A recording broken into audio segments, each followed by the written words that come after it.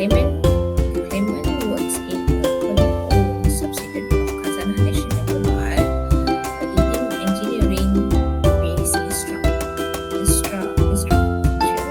and services conglomerate in Malaysia since forming business in the highways, municipalities and property development, engineering and construction, and asset facilities management.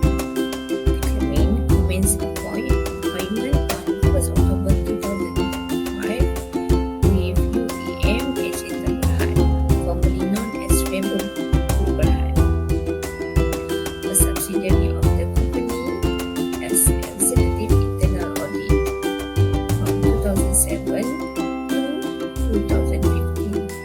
She worked with Fiber Development Holdings Berhad and then transferred to the company to the tax division as a senior executive. Throughout his service with the subsidiary companies, the claimant has been given salary increases and bonus for his contributions and good performance in the company. The claimant final salary was 4,880, and the claimant said that during the 3 years from 2015 to 2017 of working in the GST department of the company, he worked directly under the supervision of the manager or deputy manager of the department. He claimed that he had no problems with his performance throughout his service in the company and consistently achieved higher than bronze in all key performance indices KPIs before 2017. He has shown various letters of appreciations,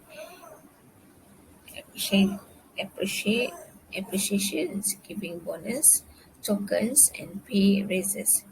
He claimed his work was never overseen by the head of the tax department, Yvonne Lim, as a COW2. A total of 12 subsidiaries are under his jurisdiction.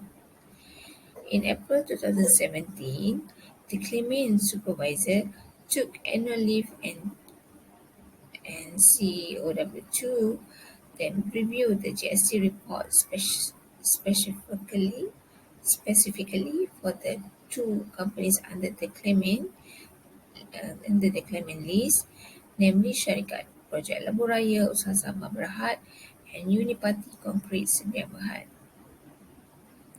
Nevertheless, the claimant alleged that the company has calibrated his performance score without his knowledge and he has been awarded bronze for his allegedly poor performance.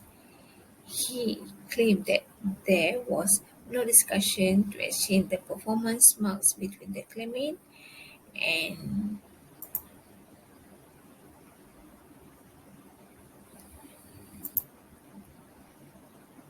and the head of department.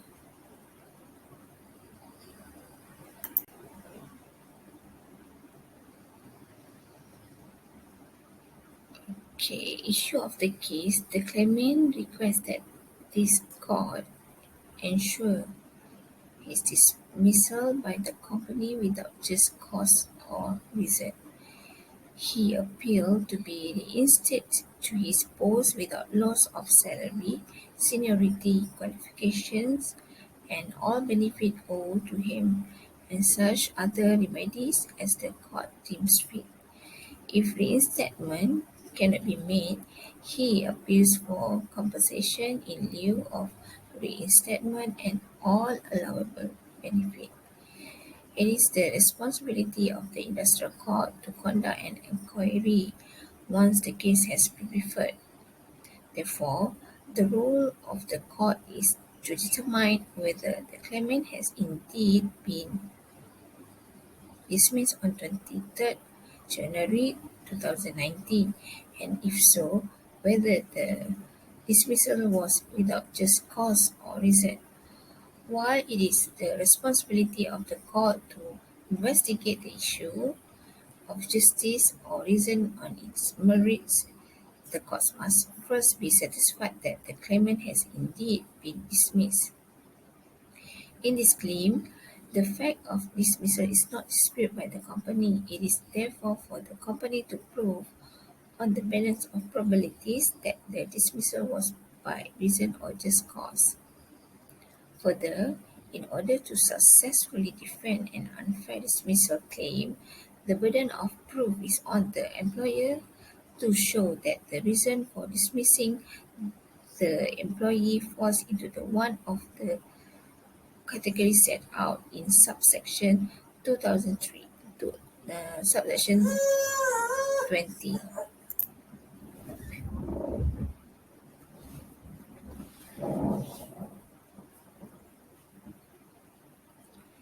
Categories um, set out in subsection 20 in bracket 3 of the Act of the 1967 Act.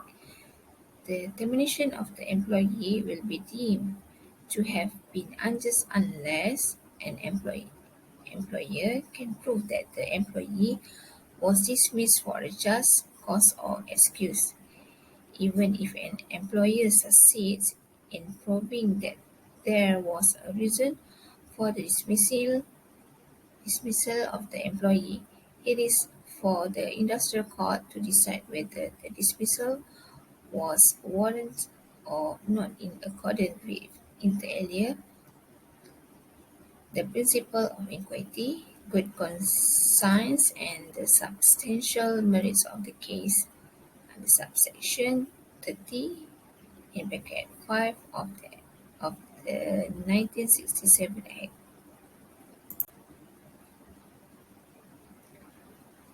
Our analysis and critique received from the evidence by the company. The witnesses of the company are as follows.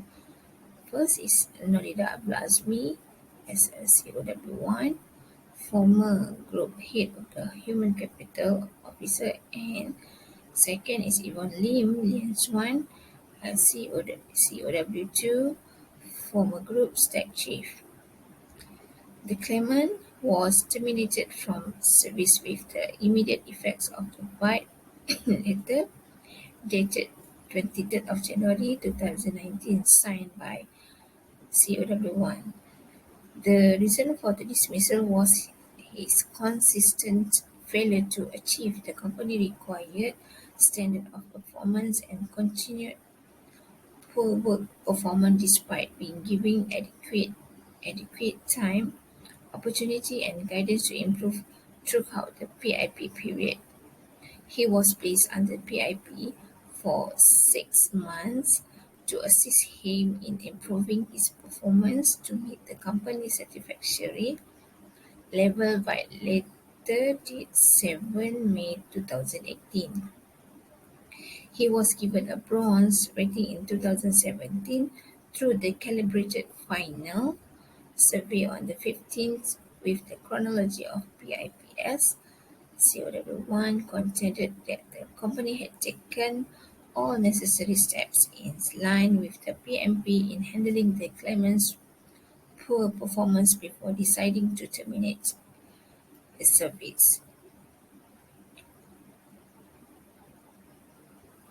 He was given ample time to improve herself throughout the course of the PIP. She added that the management was satisfied that the claimant did not benefit from the multiple warning, guidance, and the PIP availed to her. Therefore, the company could no longer respond the necessary trust and confidence in the claimant to continue her employment. COW refuted the claimant's allegations that she was suddenly terminated because the claimant had been warned about her poor. Given sufficient opportunities to show her improvement in her performance and which she failed to do so.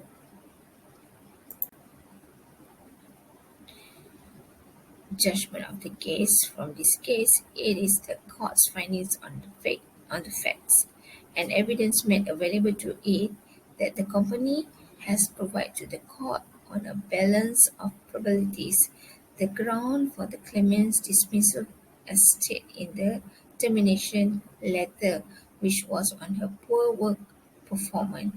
In conclusion, the courts find that having considered all evidence available before its end, bearing in mind section 30 in bracket 5 of the Act of the 1967 Act to act according to equity, good conscience, and the substantial merits of the case without regard to technicalities and legal form, the dismissal was just because or excuse. Accordingly, the claimant claim is hereby dismissed.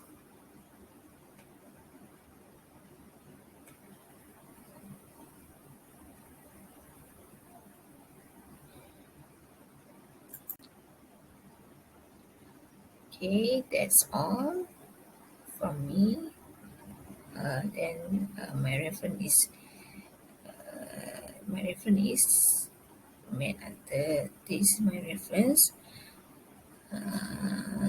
This is a reference made under subsection 20 in bracket 3 in the Industrial Relation Act 1967 Act 177. The 1967 Act arising out the dismissal of Julie Muslim Shah binti Muhammad Razaki, hereinafter referred to as the claimant by UEM Group after referred to as the company on the 23rd January 2010. Thank you very much.